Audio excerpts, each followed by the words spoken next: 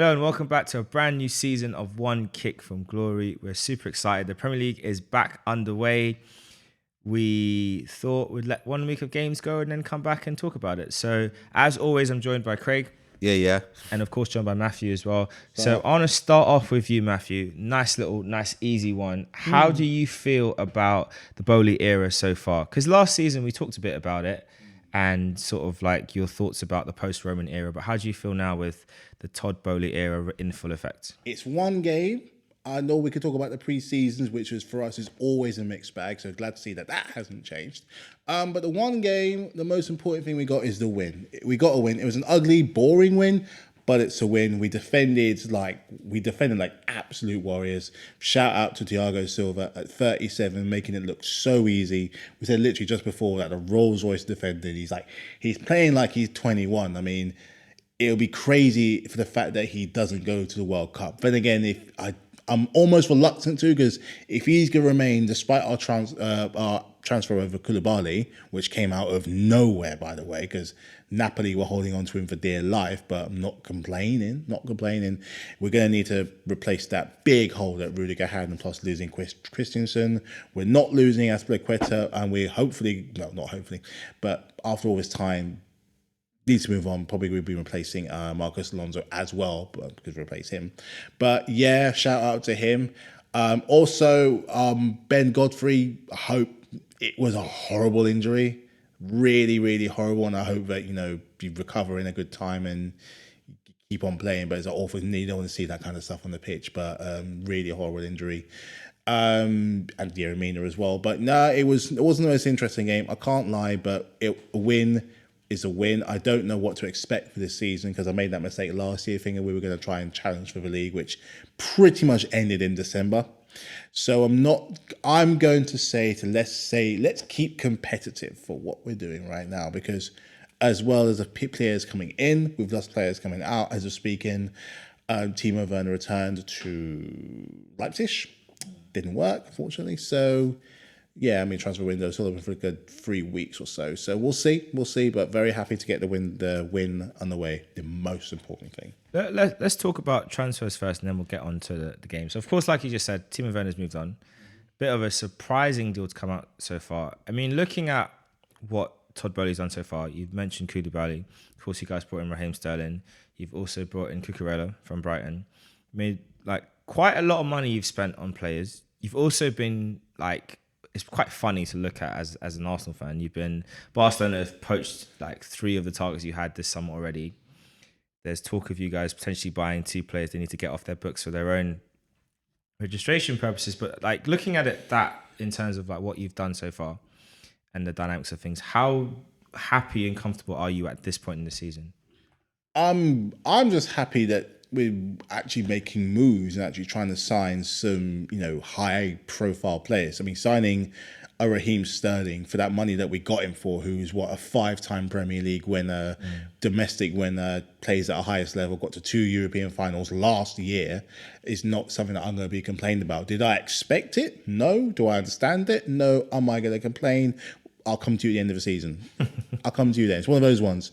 The Cucurella one, I'm happy that we actually got 2 properly competitive left backs in him and Ben Chilwell. Marcos Alonso, he's been, on the books to leave the past 4 years, and he's been a good servant. He really has, and he's really kind of dug in when we needed him to. But we've been wanting to move on from him since the days of Conte, which almost feels like a lifetime ago. I think we made another couple of signings. Someone from Aston Villa, a young midfielder. I think he's like 18 or 20 years old. Yeah, that's Carney Chukwuemeka. Yeah, I don't know really much about him, but I'll be intrigued to see what he brings to the table. It's very highly rated. So, but plus it might leave a space, because we're thinking of offloading.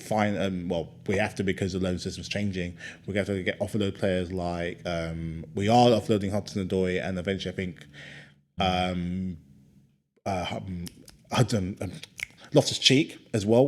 Also going to be potentially. Finally, gonna get rid of him. Well, we can't loan him anymore. We can't loan him, and I think he does deserve to start for a club. I just don't think that club is Chelsea. We've seen that for many years, and as much as I want to try and think he could do it, because I genuinely think that he could, but under Tuchel, it's never really materialised. His best time, ironically, those two players, him and Hudson-Odoi, had their best time under Sarri. And Sarri didn't last very long. You never knew. He always said he wasn't going to last very long. So he needs to go. Both of them deserve places to go. It's just not Chelsea. And, we have that kind of. The one thing we've wanted to maintain is that standard of winning and that to remain competitive. What Roman left behind. We're hoping to see that Todd Bowley does something a little bit similar. I thought the finances might be a little bit different. Clearly, he must be getting a bit of a war chest, mind you. Letting go players like Christensen, Werner, and Lukaku must do something to your books. So transfers, I can't really complain. We've been quite competitive, I think, with the other clubs, with the likes of, even with you guys as well. You've made some fantastic signings. City, Liverpool made some important signings. Even Spurs, they've made moves. They have. But when you sign your Brazilian, they sign a Brazilian. So it's just like a like for like sort of thing. We'll get on. We might get onto Spurs I'm happy though, if we feel like there's time. But like for you, Craig, looking at just again along that same point, see the work that's been done so far for Arsenal. How do you feel about the deals we've done, and how do you feel like after one game into the season? I say the deals have been amazing. Like, it's a good window from Edu and Arteta and the whole Arsenal board. Backing the manager again. He spent over 100 million last summer, another 100 million this summer, signed a new contract. So I'm optimistic this season that hopefully we can get in the top half of the table. Like either third or fourth would be nice to cement it. Not going to be easy. Got other teams. You got like Chelsea who have bought new players. You got Tottenham. You got teams like West Ham who are buying new players as well. So it could be the same teams as like last season again. But it depends. I don't know which way it's gonna. Under the top two already cemented already. Maybe Liverpool and Man City are gonna be challenging again. I really enjoyed the game against Crystal Palace last week. I didn't get to watch it live, but I watched the highlights of it, and I was very impressed with Martinelli. I was very impressed with Gabriel Jesus, the way he was playing. He was just balling out in that game, getting the ball the halfway line, going through players like it was Messi. It was amazing to watch. But one person that really surprised me in that game was Saliba, William Saliba. I have to say, like, he's been away out on loan for 2 seasons. He signed him in 2019, and he's been out on loan for the last 3 seasons. And for him to come back and put performance against Wilfred Zaha, one of the tackles he made against Wilfred Zaha, I was like, wow, this guy's born for the Premier League. I know there's only one game in. We can't judge it on one game, but you have to give him credit where credit due. He played very well. I know we've got Leicester this weekend, and I think his pace against Vardy will be a very good challenge if he starts in the game. I think he will start. So I think like Ben White have a challenge for his place this season. I think that's a good, healthy competition. Yeah, the thing is, like, for any successful team, you need to have competition for places. I know a lot of Arsenal fans are a bit concerned when like, oh, now that Saliba's started, it's like, oh, what's Ben White going to do? There's also, oh, what's Saliba going to do if Ben White... At the end of the day, like, successful teams, you need to have competition for places across the team. If you look at, just talking about the Super Cup result from last night, or as of recording, and Real Madrid winning it comfortably 2-0. Look at their starting midfield 3. Modric, Kroos, Casemiro. Look at their bench midfield 3. Tchouaméni, Camavinga. Was Valverde on the bench? Valverde started. Oh. But the fact that they've got those 2 players, okay, let's say it's those 2, and they can just swap in and replace the starting 3. Did Rudiger start yesterday? No. Wow. And They started the exact same 11 that started the Champions League final. Wow. So that They means didn't even bring in any of their new players. No Rudiger, no Tchouaméni, no Camavinga, who's been there for a season. Did they come on? Camavinga, yeah, Rudiger, Camavinga, Dani Ceballos, Tchouaméni all came off the bench. Okay. No Hazard yet, but he's on the bench. But that just goes to show, like, having competition places is good because that's what the best teams do have. Man City, and I think Bernardo Silva might be leaving to go to Barcelona, but we'll see. But like, having those options, you swap a player out. That's what keeps you at the top of your game. Because you need to know that, okay, if I don't perform, I might not be in the team next week. Yeah. But you can't be afraid that a player might be worried that, oh, well, what if I don't get minutes? I'm not gonna be happy. You need, if for where Arsenal want to get to, this is what we need. And I guess just to go on a note for you, Matthew, looking at the progress, because for me, I don't look at my feelings about Arsenal this season is not just based on this one game against Crystal Palace. I've looked at pre-season, and I also think back to last season. I was not happy, and I was not happy during pre-season because I just felt like there were glaring issues in how we were playing. There's glaring issues in what we were doing. The patterns weren't right. The style wasn't right. Even going back to the previous season, pre-season, things weren't right. This summer pre-season, it's been different. It's not been the results for me, even though we've played really well. Got some really good results. It's not just the results. It's how we've done things. It's not just a case that we beat Chelsea. It's how we beat you. We dominated you in that game. All the games we played, we finally have those key pieces. And then for you, Matthew, just looking at that, how do you now think about Arsenal now for this season? One game in, solid performance against Crystal Palace with some issues, but we'll get onto that. And then also looking at pre-season, obviously we played you and dealt with you in America, but how do you look at that going forward? I think we said it one time, I think in an interview a few months back, where you were missing a headliner, like a bit of weight to your team. I think you finally now have it in the shape of Jesus, Zinchenko, Saliba, guys who know how to play in that kind of intense environment, guys who knows what it means to be a winner. I mean, Saliba didn't win much in France, but I think he was named one of the into Team of the Year 1 or 2 times, which is not a mean feat for considering he didn't win a trophy there.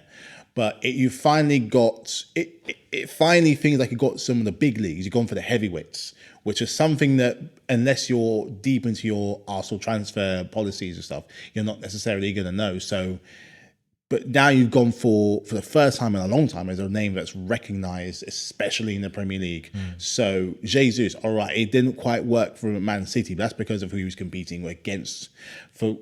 I think for a club that is on the up from last season, from considering where you started and they finished in 5th, it's still a very good thing. And you add in like Zinchenko, they're both the right age, both are very much. I think Zinchenko's like 20, I want to say 22. No, I think it's 26. He's 26. 25. Shows what I know, but he's the right age. He's in his 20s, mid-20s. You've finally got someone you can go in with in your first game. Compared to what happened last year, the first 3 games, you've already come by and taken Crystal Palace to the sword. Like how he said, coming up against Wilfried Zaha, a Premier League, certified Premier League player, I'll take him to the cleaners. It's as much as, like you said, how you're doing it is a statement. You're stating the fact that the Arsenal you've been laughing at for the past 5 whatever years, that's not going to be happening anymore. We're going to address that. And like Craig said, we're going to be looking to make a proper go at getting into that top 4 and staying in that top 4. So we're going to go ahead and get that back. Trust the process. I think I said it towards the end of last year. Trust the process has got potential to actually be a thing where all Arsenal fans can unite and agree on it. So if you can channel that form from pre-season into the actual season, I think that could possibly happen. Yeah, I think that's a great point on trust the process. And obviously, as has been released this month, Arsenal's All or Nothing Amazon documentary series has been out. There's 6 episodes that are now out. They released the first 3 a week or so ago, and then the next 3 came out today as of recording. It's quite interesting. The 3 that have come out now are dealing with the Aubameyang departure and sort of decision making. I feel like from what I've seen so far, documentary 6 episodes in, I think Arteta's coming across really well. I think the club are coming across quite well. They've got a plan. To be honest with you, Aubameyang does not come out very well of the situation at all. It kind of really makes the tweets that was put out by him around the time and the Instagram posts just look very petulant and almost like you can say you have your side of the story. I'm sorry, but the way how obviously ultimately this is a club PR piece, and there will be some things that won't be in it, and there's some things that will be. Depending on how it's edited, we don't really know exactly everything, but there was quite a few telling things that was said by Arteta during the documentary, which I thought was quite fascinating. But for me, there's one thing actually in everything that was said that there's 2 things he said that was quite interesting. First one, it's not really what he said, but it's just what I thought about. Arteta was our captain. He understands what it means to be an Arsenal captain. He was an Arsenal captain when we were at our worst in the banter era. And he won an FA Cup with us, right? But I think 1-2. And you're still in top 4. Yeah. right? But what's really interesting about it, he said during the documentary first, he said, you know, this kind of stuff was allowed to happen for 10 years. And you think about that, you think 10 years, that's quite a telling statement when I think about the players that have been at Arsenal and some of the rumours behind the scenes. Like the player whose shirt I'm wearing right now, the former number 10, Mr. Mesut Ozil, he part of that 10-year program process. You also have, you know, Alexis, how he left and that kind of stuff. People like Van Persie, how they left. But 10-year period where the standards were allowed to slip. But the second thing, which he said it in passing when he was talking to the our head of media and communications. He said something like, mentioned that he's had a dossier of all the things that, you know, Aubameyang's done, and if it was to come out, then he would say, look, But he also said, this is in passing, so the mics on Amazon, they had to turn the volume up, put subtitles on. When you're on that amount of money, and that's when it dawned on me, the amount of money he was being paid as captain, there's a bar that you have to live up to. When you're getting paid superstar wages, you got to deliver on the pitch, you got to deliver off the pitch. If you're not delivering on the pitch, I'm sorry, why are you here? He stopped scoring for ages, right? You can't justify 250 or whatever he was on a week. 350. You can't justify that wage when you're not scoring goals. 350 a week. You can't justify it. I watched the documentary this morning. Today I was watching it and I saw when he said, there's something Arteta said, and I was like, wow. He said, I looked into his eyes and I could tell that he was not, it wasn't sincere. And I was like, wow. If I was to look at the Clive's eyes right now and he did something wrong, and I could see in his eyes that he's not sorry, then I know he's not sorry. You can look into Matthew's eyes and I can know that Matthew's not sorry about something. You can know. That's the worst. The man just sensed that he was not genuine enough for his answer he gave him. Sorry. And 350 grand a week. And you can't say sorry. And you can't say sorry. You're captain of the Arsenal. Arsenal had great leaders over the years. You had Vieira, Tony Adams, Thierry Henry, Patrick Vieira. Who else was a captain at Arsenal? William Gallas for a little bit. We're not going to come on. Okay. If we're talking about captain, good leader, captain. Great. Look, okay, let's not even do that. If we're talking about an archetype standard Arsenal captain, Adams and Vieira. If you're going for heart and on the pitch, and if you're going for heart and on the pitch, and if you're going for on the pitch example leaders, Omri, Fabregas, and Arteta himself, and to a lesser extent Van Persie, and I'm saying lesser extent because yes, he was a leader on the pitch when he performed, but he bounced at the first opportunity. But carry on. I said Gallas, you know, and so I picked Gallas up, but then Arsenal has some great leaders over the years, and all these leaders have done big things, gone on to do big things. So when Arteta said yesterday that he looked in his eyes and said that you could tell that he was not happy, he didn't believe that it was genuine or not, it made me look at it in a different kind of way. Because when it happened, I was blaming Arteta at first, before watching the documentary, saying, why the club getting him for Aubameyang? I remember I was saying to you, why are we getting him for Aubameyang? We're going to struggle at that time. But when I look at it, after Aubameyang left, other players stepped up. Martinelli stepped up. Nketiah stepped up. So, I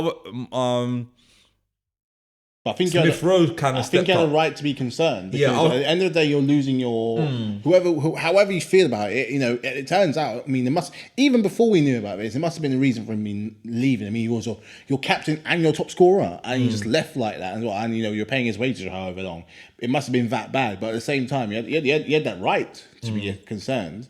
But also go back to what I always said before, like just that 6 months to get someone in. But knowing this now, from what we know, hindsight's a wonderful thing. But then again, also like there was a game. I think it was a game the season before against Tottenham when he was late. Yeah, I think that's what was brewing from that. It wasn't just him coming back late from his mum being sick. I think they would have put that on the side and then brushed it aside. But I think there's other stuff. There's other stuff leading up to why. No, hold on. Okay, here's the thing, right? Ultimately, he broke the club's trust. Right? When the club gave you permission to go see your mum and told you to come back in time. The worst thing is, the worst bit is like, you know, they showed Eddie in the office and it's like, oh, what's going on? Oh, Aubameyang's not back. Oh, okay. Where's he supposed to be? He's supposed to be here training. Do you know how disrespectful that is? That's disrespectful. You were given permission to travel. which in and of itself would have been a massive exception because other players probably wouldn't have been given that same. And during situation, COVID right? times as well. Right. Yeah. You were told to come back for training and you didn't come back. How long was he gone for? It was going for 2 days. He came back after 3 days. So he was given 2 days to go away and see his mum and come back. And not only that, what else happened? When he was leaving Arsenal, before he left Arsenal, on deadline transfer day, man was in Barcelona, jollying up with Barcelona fans. Didn't sign a contract with Barcelona or nothing. Nothing was agreed. And then Edu said, "Where's Aubameyang? He's supposed to be training today. Where's Aubameyang? Barcelona. In Barcelona." Edu was mad. He didn't switch. He was very calm. But in my head, I think Edu was going crazy. Edu was like, "What's this?" I don't think I wouldn't put it down to he was mad. I think it just showed the lack of professionalism. This is your captain. Irrespective of how you feel about how things have gone at Arsenal, you're still the club captain. And you've chosen To betray us like to that. just go. It's not even so much that he went. Didn't tell the club. He just left. If you tell the club, oh, you know what, look, this opportunity is here. I want to try and make it happen. I feel like it's the best for all parties. I'm going to go over there just in case you guys agree something that can sign anything. He just went. Then Arsenal madness. had to do something else and had to terminate nothing. his contract, come with an agreement for the deadline to get him out of the club.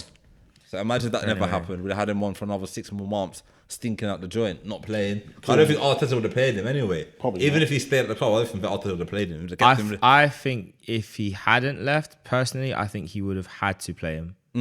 He would have had no choice at that point. He would have had to find a way to play. And that would have fractured his dressing room even more. Yeah. It would have fractured it. Because when you make such a resolute position, this guy's done.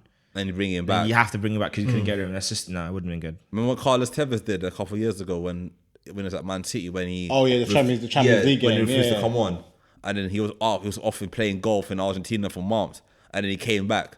That was a very like Aubameyang kind of thing as well. But Yeah, the thing with in management situations, when you make a resolute position, you can't just waver on it because if you waver on it, you lose the whole team. yeah, everyone Just will lose respect respect. you, It's pointless. and I think he had no choice. He had to get rid of So him. you in the step end. out of line. Yeah. That's it.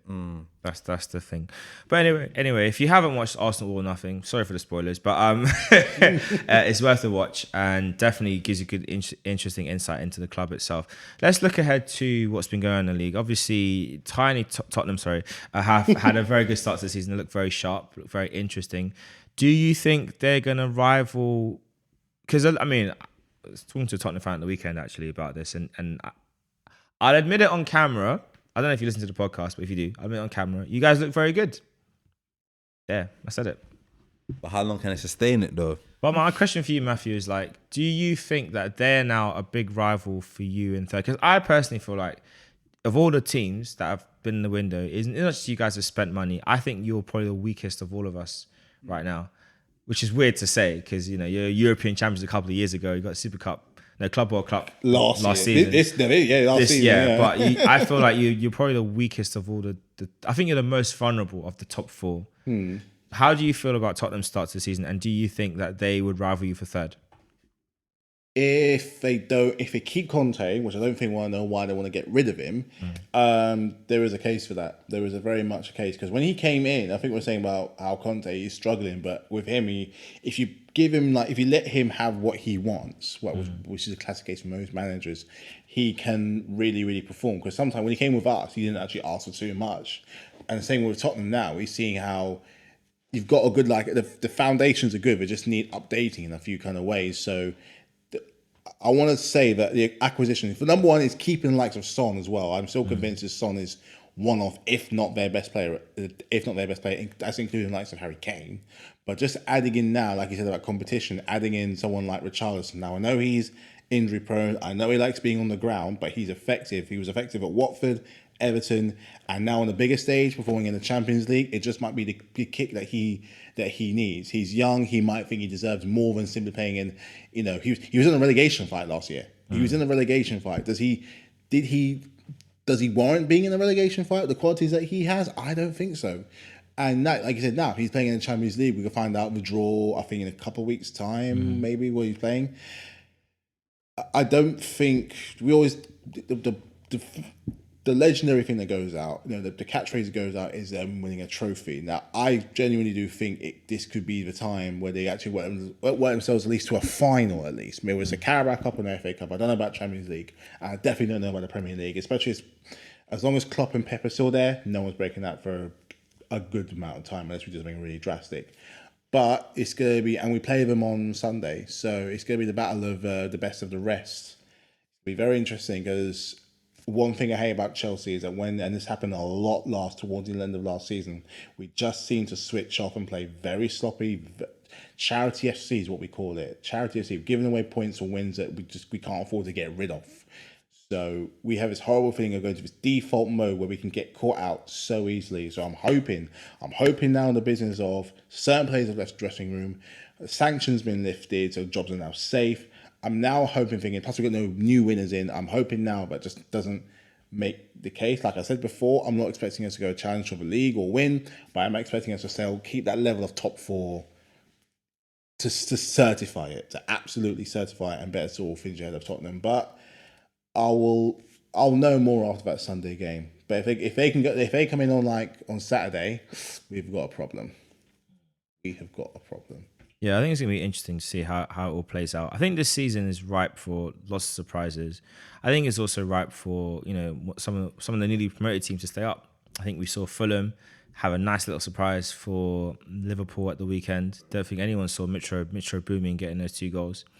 I think Nottingham Forest didn't quite get the right result against Newcastle, but they'll learn from it. And and I think they might be all right. Might be all right. We'll have to wait and see. They were good. They were just Newcastle was just better. And then Bournemouth got a good result. No one saw that coming. I didn't see that coming. Didn't think Villa fans saw it coming. Just on that note about Villa fans, there's been some rumours and talk going around about Ollie Watkins and Gerrard having a falling out and Gerrard not fancying him. It's been denied twice by the club, but it keeps kind of cropping up. Do you feel like potentially Gerrard, and so you, Craig, do you think Gerrard might need to be a bit careful this season just in case he might lose dressing room with little things like that? I think he does because he's still a young manager. I know he won the league in Scotland with Rangers, and he had a problematic striker in it like Morelos, where it was very, I don't mean problematic like a disruption. He was always getting sent off, and always publicly backing him and all that. He's a maverick kind of player. A maverick kind of player, I would say. But with Watkins, you have to be very careful because he's a senior player. He's been there for a couple of years now. Scored a lot of goals for them.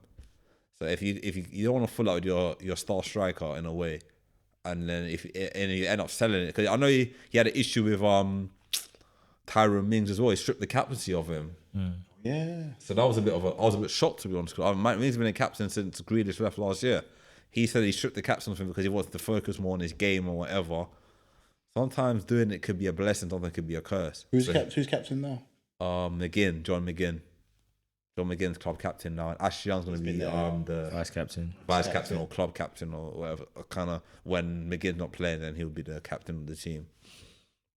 But I feel that he has to be careful, and I think him losing against Bournemouth, where the team that should have won against on Saturday, he spent a lot of money in the summer. Aston Villa spent a lot of money, and I feel that if he doesn't do well this season, he might lose his job early because these owners at Aston Villa, they want to get back into European football, not Champions League, maybe Europa League or whatever, Conference League at least, and they want to see a return on their investment. So they have bought some good players in the summer. Kamara's a good midfielder from Marseille, good player.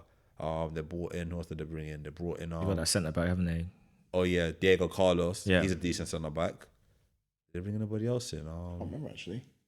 I think they bring it. I think Watkins is getting testy because he's looking at November, isn't it? Yeah, the World Cup. He wants to go to the World Cup, and squad. at the moment, there's not the striking option in the World Cup is very limited for him at the moment. You got him, Abraham.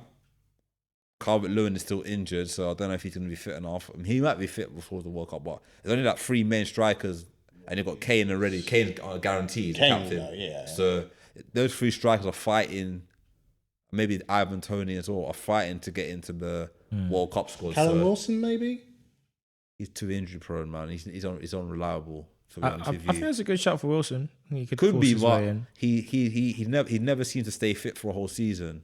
And if you're going to a World Cup, you need to, and you're playing games every other day, every 2 or 3 days.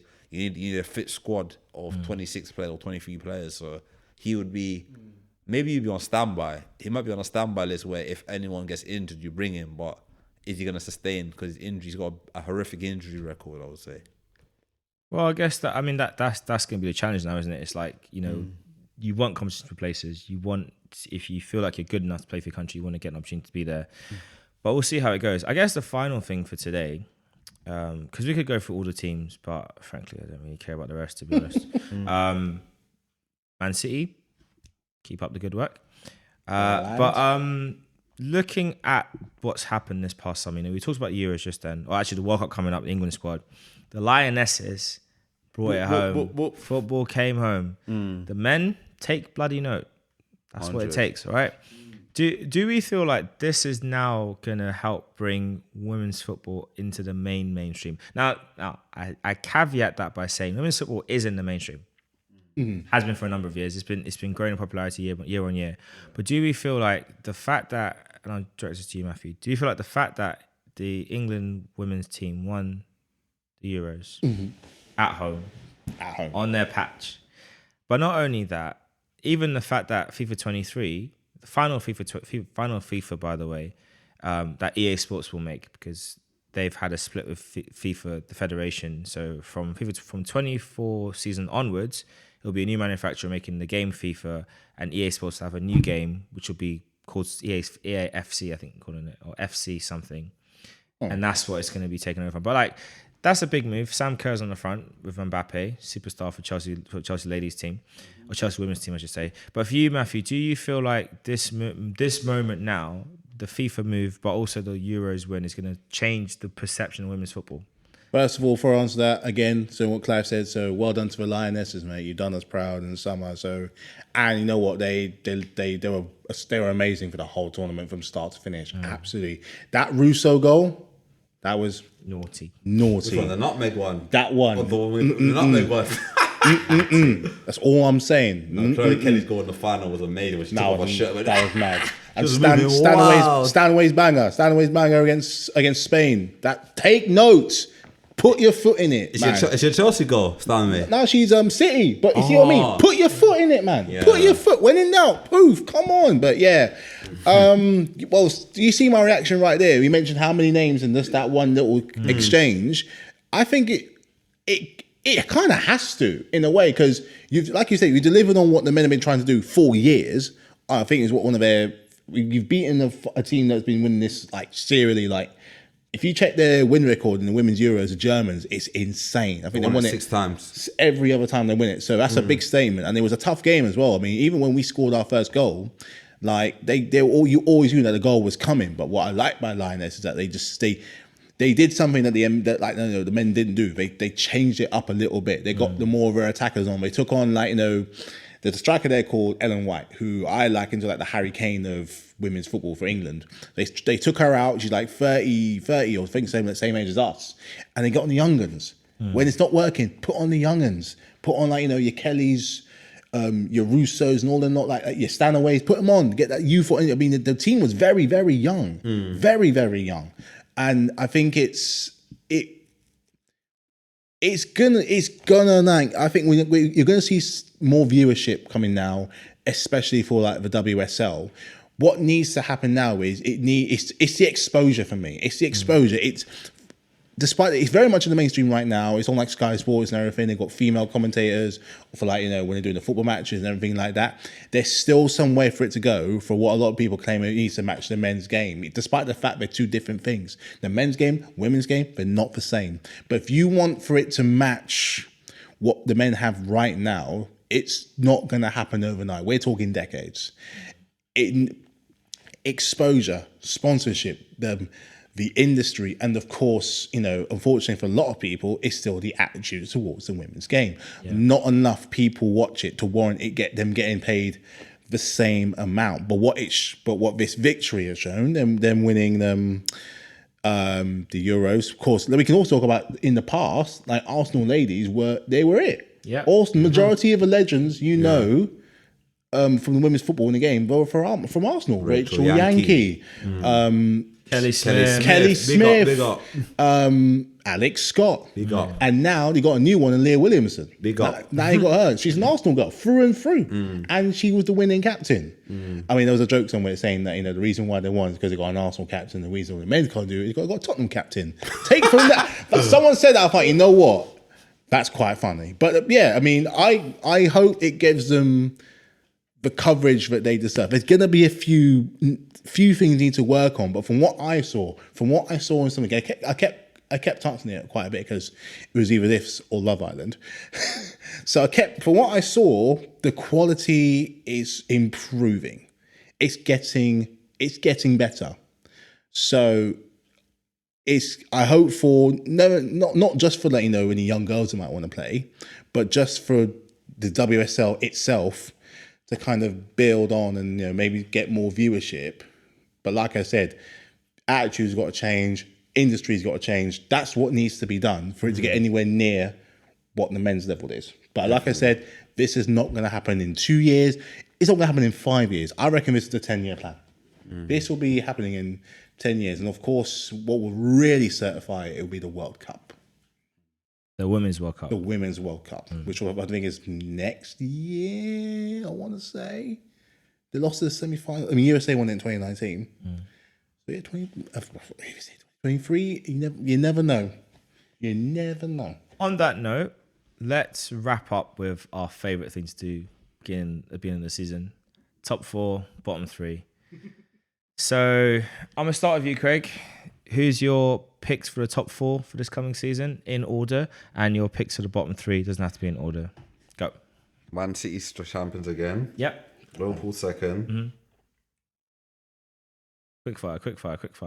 Maybe Chelsea, Arsenal third, Chelsea fourth. Okay, bottom 3.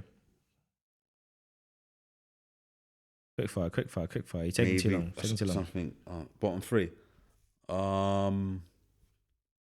Taking too long to say a name. You need to give me a name. And your name. Who's going to struggle this? I can't remember who got promoted. Who got promoted? Forest, Bournemouth, Fulham. and Fulham. I think Fulham might go down again. Okay, 2 more teams. Fulham, Brentford will be okay. Can't have gaps of silence on the podcast. Go to Matthew. Anyway, Matthew, your top 4 and your bottom 3. Go. Top 4 is going to be Liverpool, Man City, Chelsea, Arsenal. I think you will get back in. I think it's going to be at the expense of Tottenham. Tottenham will be 5th. Bottom 3 is going to be Everton. It's going to be Bournemouth, and I hate to say it, despite the fact they opened up really well, I think Brentford could be there. Brentford. I think so. Okay. Second season syndrome. It happens to Craig, everybody. you can't predict anyone yet. So don't even open about Brentford. What have you got your third team yet? Okay. I said who did I say first? You said Fulham. Fulham, maybe Nottingham Forest, and maybe Everton. Okay, cool. So my top 4, quite straightforward: City, Liverpool, Arsenal, Chelsea. That's the top 4. Maybe Spurs. Depends if I get paid a bribe by the Spurs fans that I know. And as for the bottom 3, Everton, Fulham, and Forest. The same as me. Same, yeah. I just think they're going to be the 3. But yeah, this is us. So back again. One kick from glory. If you are listening, watching, let us know what you think. Do you think that Lampard will take Everton down? In fact, do you think he'll be the first manager sacked this season? Well, I do. But if you don't, who's your suggestion? Could Gerrard be the first one sacked? I doubt it, but you never know. And that's us signing out. We'll be back again with another one very, very soon. And we're looking forward to more sunny days and hopefully more episodes of All or Nothing. And hopefully they come back for season 2. Because I think this year will be quite a good one to cover. Anyway, see you all next time. Peace. Safe.